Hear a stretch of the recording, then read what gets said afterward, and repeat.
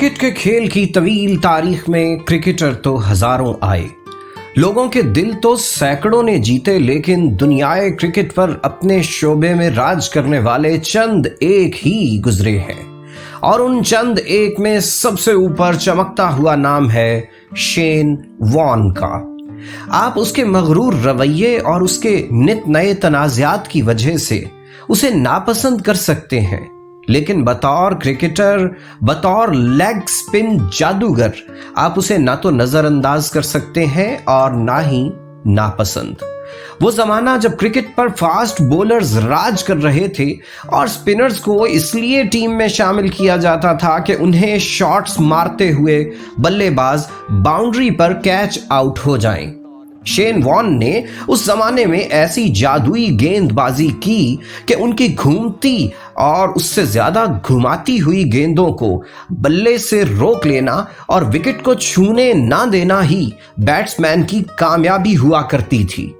ऐसे मौके भी आते थे कि बैट्समैन फास्ट बॉलर्स की पिटाई लगा रहे होते थे और शेन वॉर्न आकर रन्स के सैलाब को यकदम रोक दिया करता था। 13 फरवरी 1969 को ऑस्ट्रेलिया के शहर विक्टोरिया में पैदा होने वाले शेन वॉर्न ने 145 टेस्ट मैचों में 41,000 गेंदें फेंकी और 708 विकेट्स हासिल की, जबकि 104 वनडे मैचों में 293 विकेटें हासिल की।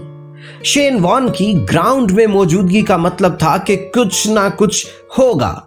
ताहम आज शेन वॉर्न 52 बरस की उम्र गुजार कर दुनिया से जा चुका है।